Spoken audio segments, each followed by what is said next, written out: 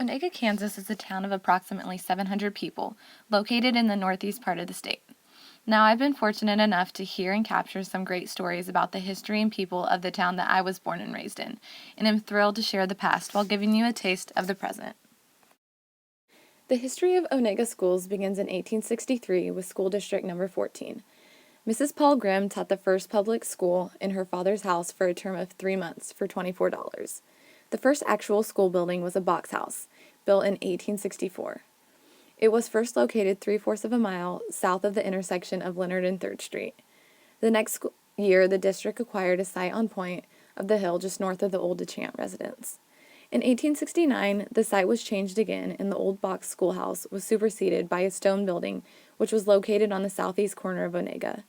It was a one-room building built on land purchased from Mr. Joseph DeGraw, and was known as the DeGraw Schoolhouse. Now, this is the same DeGraw that the current DeGraw Street in Onaga is named after. The enrollment increased so that the crowd conditions of the school demanded action on part of the citizens for a new and larger schoolhouse. After considerable argument over the new location, which was finally agreed upon, a new school was built. It was located on the hilltop on East 4th Street.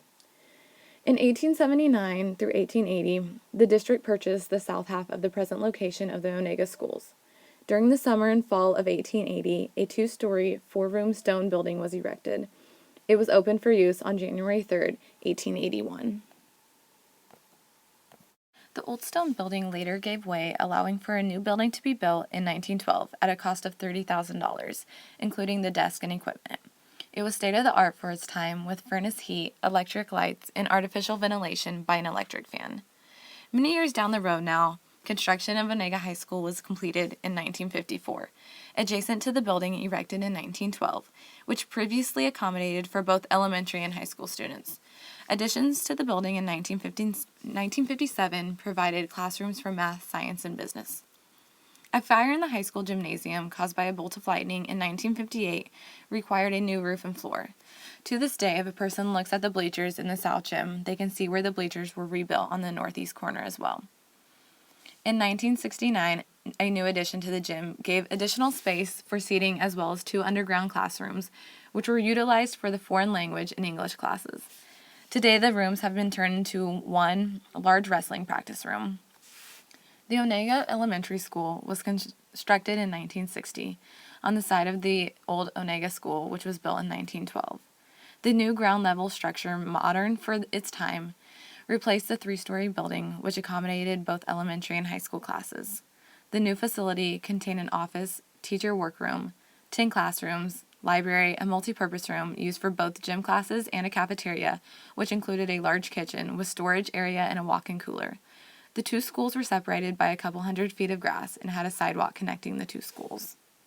So you definitely can't be from the Onaga, Havensville, or Wheaton community and not know about the Doughboy, which can be later seen in this video. It was originally purchased in 1920 and unveiled on November 11th of that same year.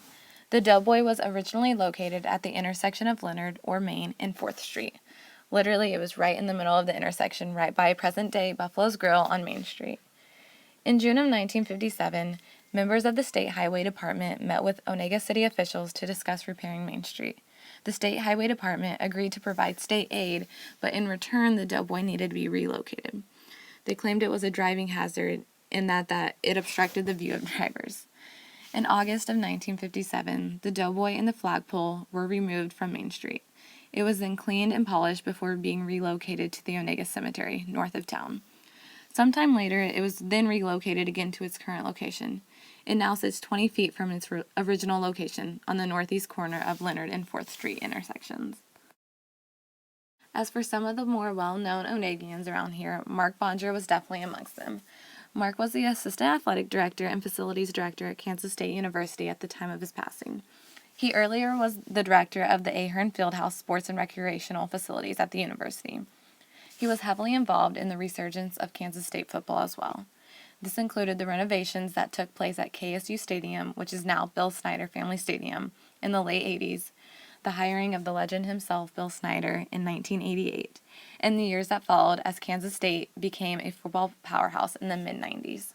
The list certainly doesn't stop with him either. There are so many other notable Onagians or locals that went on to have amazing careers, anywhere from working for NASA to being inducted into the Kansas State University and Kansas Sports Hall of Fames to being elected to the Kansas House of Representatives.